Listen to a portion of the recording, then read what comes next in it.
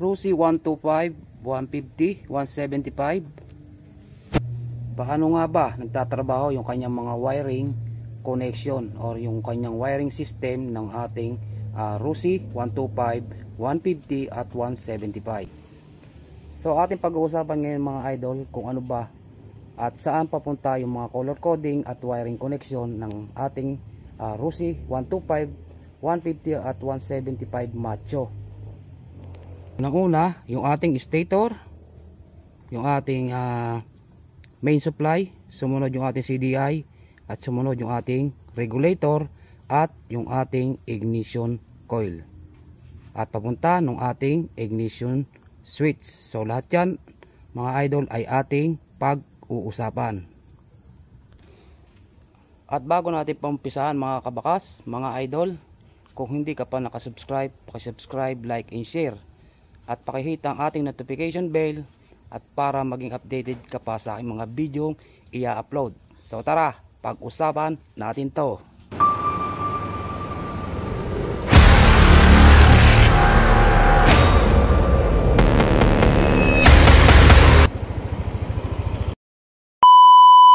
Okay mga idol, welcome to my vlog. Welcome to my YouTube channel. So for today's video, ito nga ang ating pag-uusapan ngayon. Gumawa tayo ng wiring diagram from Rusi Macho 125, 150 at 175 stator, CDI, regulator, ignition coil at yung ating ignition switch. Saan nga ba papunta yung mga bawat color coding at bawat connection, kung paano nagtatrabaho yung ating wiring, electrical wiring system sa ating mga motor tulad nitong Rusi Macho China Motors. Okay mga idol, welcome to my vlog, welcome to my YouTube channel. So for today's video, ito nga ang ating pag-uusapan ngayon.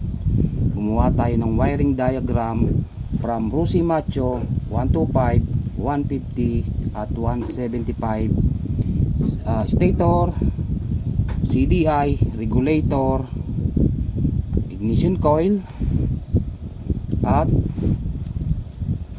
yung ating ignition switch. Saan nga ba papunta yung mga bawat color coding at bawat connection, kung paano nagtatrabaho yung ating wiring, electrical wiring system sa ating mga motor tulad nitong Rusi Macho China Motors. So ito mga idol, gumawa tayo ng wiring diagram.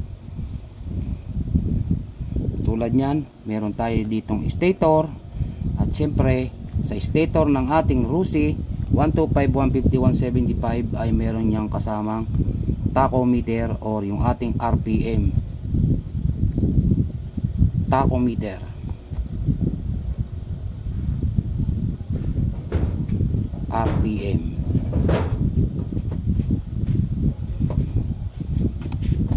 Man, wow. So dito sa ating stator mga idol ay meron niyang apat na wire yung ating Rusi. Isa na po siyang yung ating Rusi Macho ay isa na pong DC operated. So kung mapapansin nyo sa kanyang stator, meron siyang apat na wire. Yung ating charging system, yellow, bago, yellow. Dalawa po yung dilaw dyan kasi nga naka-floated na tayo sa ground, kaya ang ating stator ay DC operated na or naka full wave. Bago yung dalawang wire dyan na blue,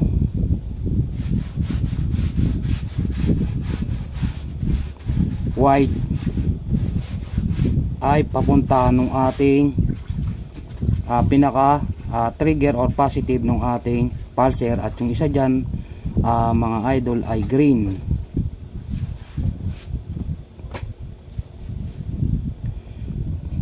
Hindi Hindi ako sure kung pure green or green na may white. Basta ito ay pinaka ground nung ating pulser. So dito sa ating CDI, meron siyang 6 pin. Pero ang gagamitin lang natin dyan mga idol ay 4 pin. Kasi naka DC operated na po yung ating Rossi Macho DC operated CDI. Ano ba ibig sabihin ng CDI? Capacitor, discharge, ignition. So kung mapapansin nyo yung isang wire nya pure black at merong ditong kulay na kanyang pulser ito. So baliktad lang ang tayo mga idol. Dapat ito ay nandito. So pag nakaharap na sa inyo yung ating CDI ng Rossi Macho. So yung part ng kaliwa pag nakaharap sa inyo yung po yung blue white.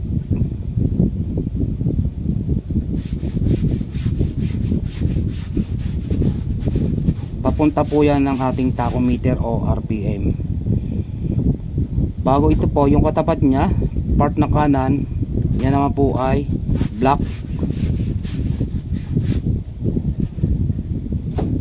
yellow,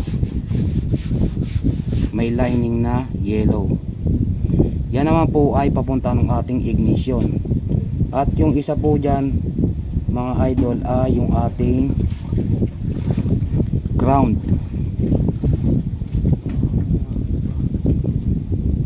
green.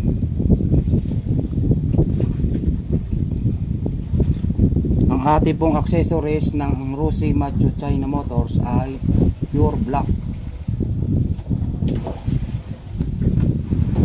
ACC wire mga idol ng ating Rossi Macho ay black.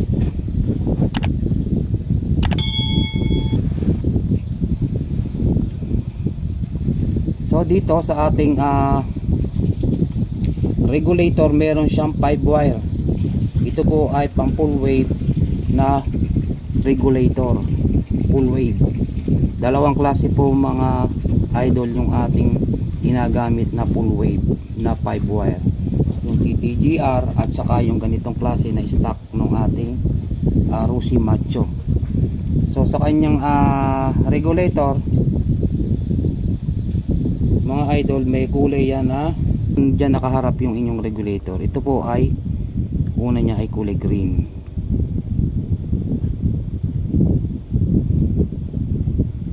Green or ground.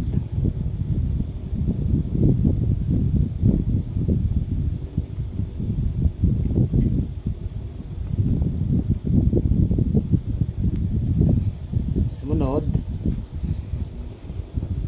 pink.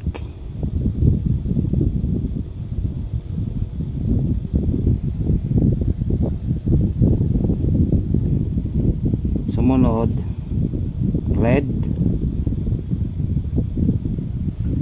Sumunod ay red white at yellow. Inayos natin ang bawat connection mga idol at para hindi kayo malito. So ayan yung kanyang color coding pag nakaharap sa inyo yung regulator tulad ng nasa taas screen. Yan, green, ground, pink, charging. So napaka full wave naman yan. Kahit magkabaliktaran yan yung pink at yellow mga idol ay iisa din yan. Wala din po magiging polarity kahit po magkapalit yan pag galing ng ating AC stator. Kasi galing ng ating AC stator ay dalawang dilaw. So kahit magkapalit yan, alin man dito sa pink at saka yellow ay iisa din po ang connection yan. Wala pong polarity. So ngayon, saan ba pupunta yung mga bawat connection? Paano ba nagtatrabaho yung ating Cruci Macho 125, 150, 175 electrical wiring system. So kaya ganito na ang ginawa natin drawing, wiring diagram mga idol, ay para masundan ninyo.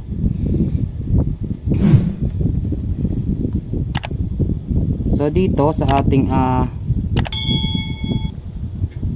dito tayo magmumula sa ating main supply. Yellow ay padadaluyin natin sa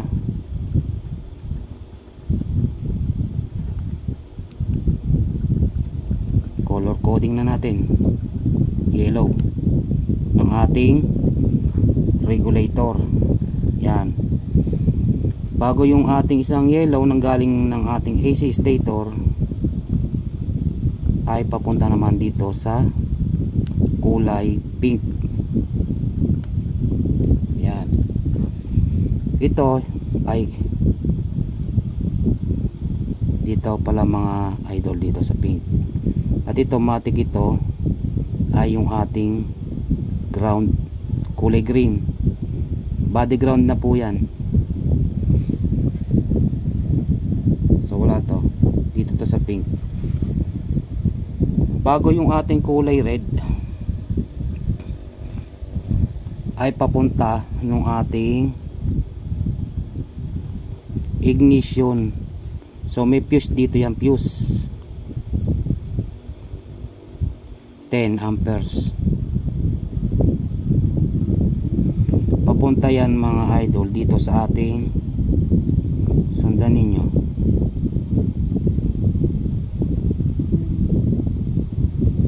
napalayo pala yung aking battery.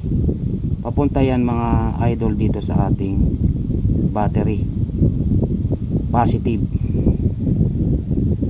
Yan. Bago itong ating red white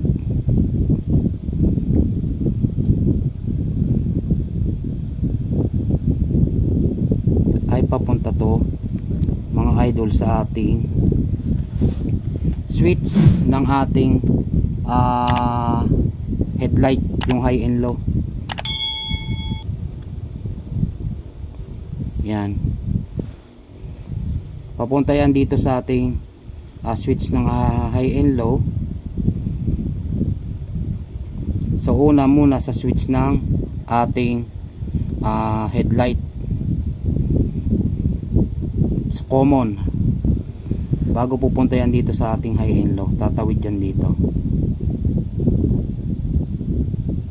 pag tayo nag-on ng ating switch. So pagpunta ng common, una tail light, bago pag sinagad natin headlight, papunta na ng ating kabilang switch, left side, papunta dito. So naka low beam na kagad tayo dyan, high at low.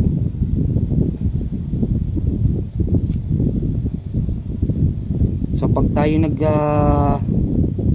adjust ng ating switch, pupunta na po yan ng low. So yan ang direction yan sa ating pinaka ilaw. Yan, pinaka ilaw natin.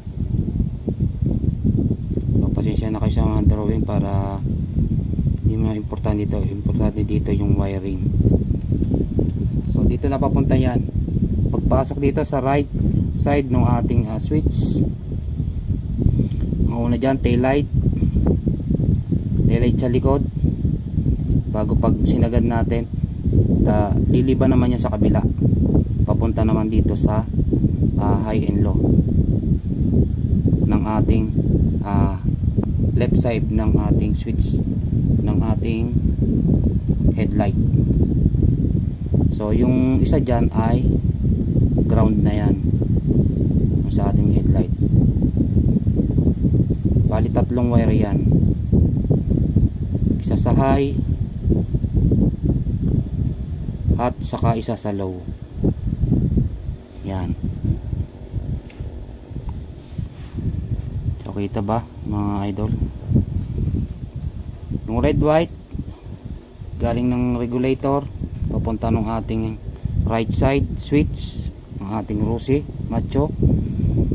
Una, tail light sa likod, ang ating brake light yung katabi, yung bumbilya doon sa ating likod, at bago pag tayo ay nagsagad papunta na po ng ating headlight. Ganyan po ang connection yan. Left side naman papunta ng ating switch sa left side, at doon na po papasok agad yung mabubuhay na kagad yung ating low. Pag nagsagad tayo high. Ang ating headlight ay may 3 wire, so hindi ko lang alam kung anong mga kulay yon. Basta hanapin nyo na lang doon mga idol yung kanyang color coding. Pwede nyo na ma-tester yung kung alin doon yung negative at high and low ng ating headlight. So tapos na tayo dito sa regulator. So dito may natitira tayo sa ating stator na blue white. Ito naman mga idol ay papasok sa ating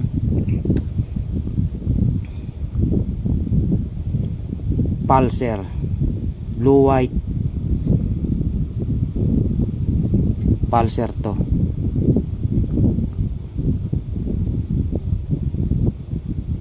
Pulser. Ang direksyon yan mga idol ay dito rin sa ating blue white ng stator or tachometer RPM. Yung green naman nya, yung ground ng ating CDI ay papunta din naman dito sa ating green ng stator na DC operated. Yan, basta gumanyan mga idol, ayan ay lumiban. So dito sa ating CDI may natitira na lang siyang isang wire, yung ating 2 wire, yung ating black yellow at saka yung pure black. Ito naman mga idol ay yung pure black ay papunta ng ating ACC source na 12 volts to mga idol. Yan, basta tayo nagsusi from red, dadaluyan ito yung ating red papunta ng ating positive ng battery, magcha-charge from stator AC input, output from stator output. Pagdating sa regulator, yung 2 yellow papasok sa yellow at saka sa pink. Input from regulator, i-regulate AC convert to DC. So lalabas naman dito sa kulay red, papunta naman ng ating positive ng battery. So ngayon pag nagsusi tayo, accessories wire na yan, pure black. Diyan na tayo kumukuha ng busina, headlight, tail light, brake light, starter, flasher. So may natitira na lang tayo dito mga idol na black yellow. Ito naman yung papunta ng ating, so ito yon, ito yung papunta ng ating ignition coil. Ito yung nag-ignite. So papasok yan dito sa primary coil or yung ating pinaka positive ng ating ignition. Yung isa dyan, meron dyan 2 klase ng ignition coil. Merong 2 wire, yung isa papunta sa ating ground. Meron namang isang wire lang, yung ating primary coil, yun yung pinaka positive. Sa primary coil, lalabas yan dito sa high tension wires, magiging secondary coil na yan. Secondary yan, secondary coil to. Yan, maglalabas na yan dito ng 1000 volts, 13,000 volts above. Lalabas na sa spark plug, high tension wire. Yan, HW high tension wire, diretso ng spark plug cap, spark plug puntang combustion chamber. combustion. Yan. Chamber.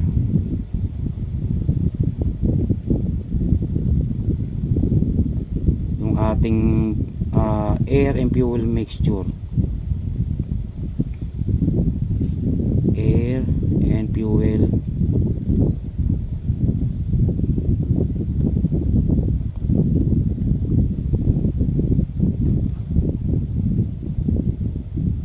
mixture.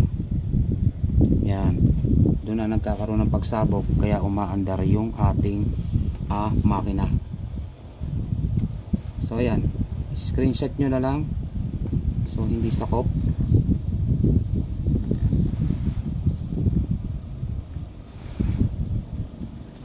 Tatagilid natin. Kuha ba lahat? Yan. So yan, pwede nyo i-screenshot yan. Hindi rin kuha talaga, idol. Yan, ganyan na muna at bago ito. Yan, para makuha ng lahat. So ulit-ulitin nyo lang ang video mga idol, at yan ay makukuha nyo din. At sana ay meron tayong natutunan sa ating ginawang tutorial ngayon about dito sa ating electrical wiring system ng Rossi Macho 125, 150, 175 DC operated or China Motors. So yun lang, maraming salamat at magandang hapon sa inyo mga idol. Peace.